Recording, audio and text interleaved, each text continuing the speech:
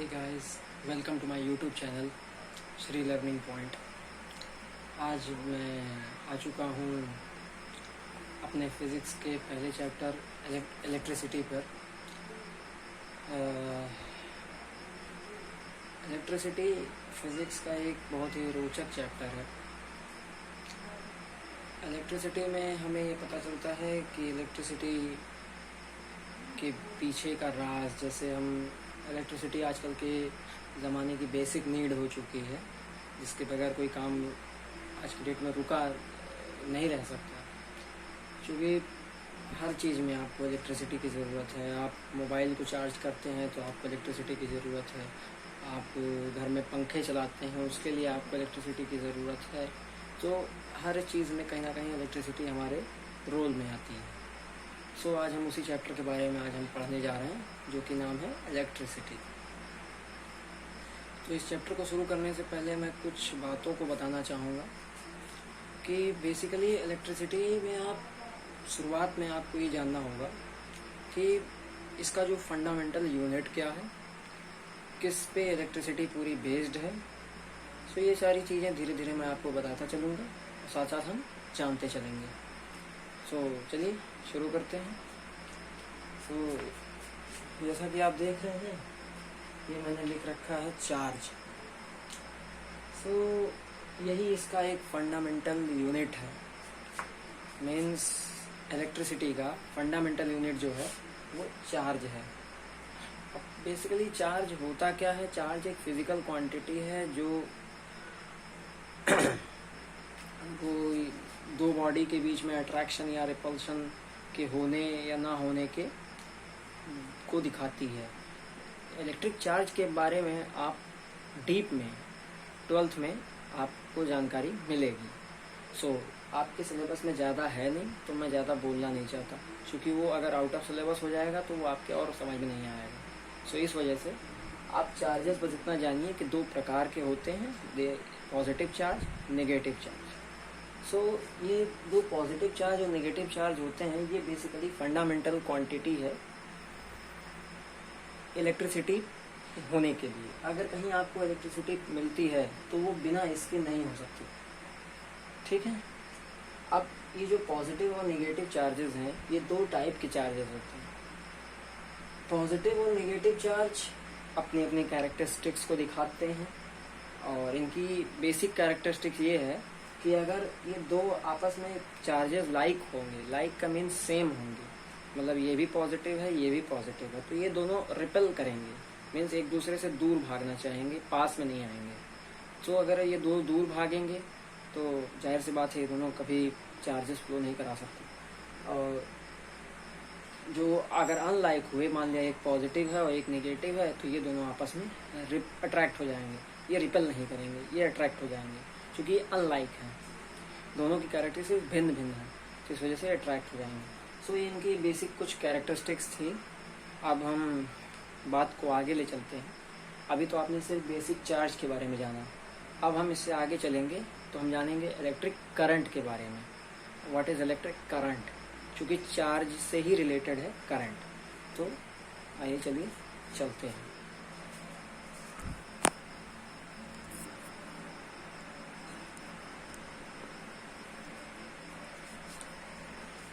So basically हम आ चुके हैं इलेक्ट्रिक करंट पर। सो करंट को जानने से पहले आप ये जान लीजिए, जो मैंने नेगेटिव चार्ज की बात की थी, नेगेटिव चार्ज का एक दूसरा नाम भी होता है जिसको हम इलेक्ट्रॉन बोलते हैं। आपने केमिस्ट्री में सुना होगा। सो इलेक्ट्रॉन हम उसे बोलते हैं।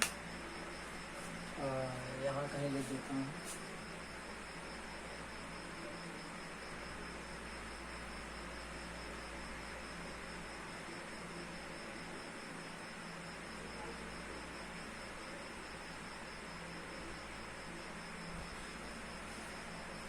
सो नेगेटिव चार्ज को हम इलेक्ट्रॉन भी बोलते हैं। सो अब मैं करंट पे आता हूँ। सो करंट क्या होता है? जब कभी चार्ज मूव करना स्टार्ट करेगा, चार्ज जब मूव करेगा, सो वहाँ पे चार्ज के मूवमेंट से जो चीज़ जनरेट होगी उसे हम करंट कहते हैं। वही मैंने यहाँ लिखा है, the rate of flow of charge is called current. Rate of flow of charge मतलब हो गया कि करंट फ्लो कर रहा है with respect to time. Means current जब फ्लो कर रहा है तो टाइम भी तो खर्चा हो रहा है, चार्जेस फ्लो कर रहे हैं तो टाइम भी लग रहा है। तो जो rate of flow of charge है, चार्ज के बहने का विद रिस्पेक्ट टू टाइम, यही करंट होता है। और करंट को हम आई से डिनोट करते हैं।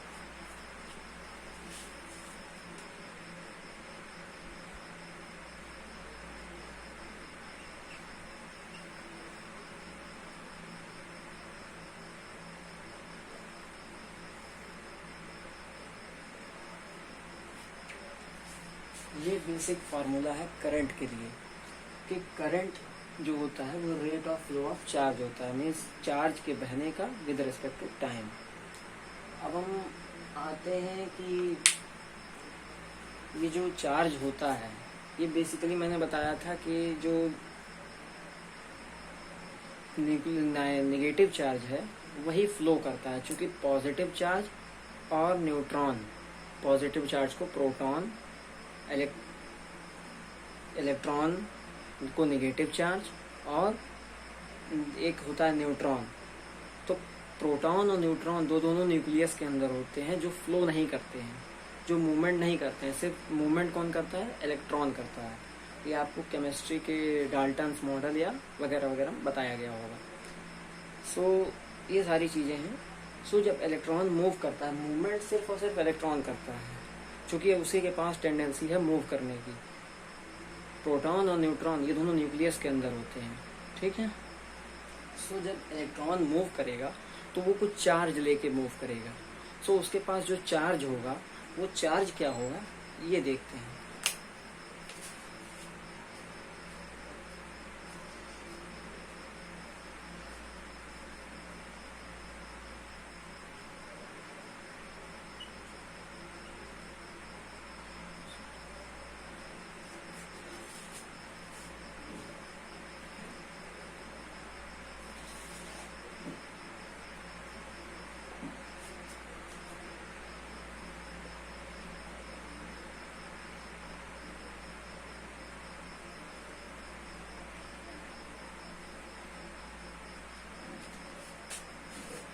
ये होता है charge on one electron.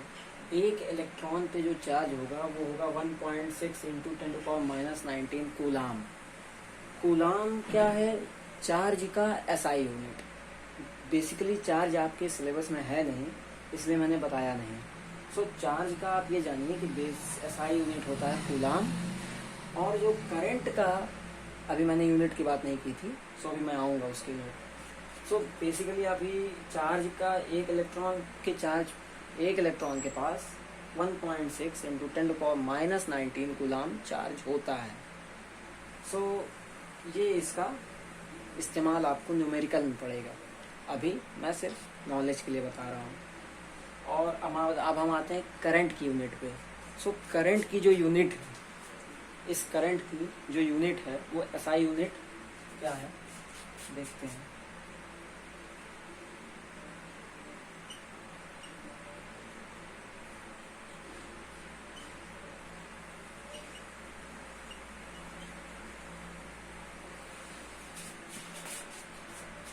Current की जो एसआई यूनिट है वो एम्पियर होती है, जिसको हम ए से डिनोट करते हैं, ठीक है। अब आपने नोटिस किया होगा कि यहाँ पे मैंने कुछ लिख रखा है। अब आप सोच रहे होंगे कि ये क्या लिख रखा है। ये भी बेसिकली मैंने न्यूमेरिकल बेस पे लिख रखा है कि आपका इसका इस्तेमाल न्यूमेरिकल में पड़ेगा। ये है मिली एम्पियर। तो 1 milliampere is equal to होता है 10⁻³ एम्पियर। ये है 1 माइक्रो एम्पियर, इसको कन्वर्जन होता है 10⁻6 एम्पियर, ठीक है। सो एक क्वेश्चन यहाँ पे ये आता है कि अगर आपसे कोई पूछ ले कि व्हाट इज 1 एम्पियर करंट, एक क्वेश्चन आएगा, कोई भी पूछ ले सकता है कि व्हाट इज 1 एम्पियर करंट। तो 1 एम्पियर करंट वो होगा when 1 coulomb of charge flows in 1 second is called 1 ampere current, because क्या है, charge with respect to time. तो 1 कूलम चार्ज फ्लो हुआ 1 सेकेंड में, सो वो हो जाएगा 1 एम्पियर करंट। आप यहाँ पे लिख सकते हैं 1 ampere current is equal to 1 coulomb charge in 1 seconds. ठीक है, ये आपका बेसिक्स था। अभी तो करंट में ये सारी चीज़ें थी। अब हम बात करेंगे इससे थोड़ा आगे। अब हम आपके अगला टॉपिक है electric circuit. So electric circuit क्या होता है? एक क्लोज सर्किट जिसमें कुछ चीज़ें सिंबॉलिकली हम दिखाते हैं, जो इलेक्ट्रॉनिक इक्विपमेंट्स हैं उसको हम सिंबॉलिकली दिखाते हैं एक डायग्राम में। सो उसे हम बोलते हैं सर्किट डायग्राम, और जो चीज़ जो एक सेटअप बन के आता है उसे हम बोलते हैं इलेक्ट्रिक सर्किट। तो इसके नेक्स्ट टॉपिक में मैं वही बात करने जाता हूँ। चलिए नेक्स्ट टॉपिक पे चलते हैं।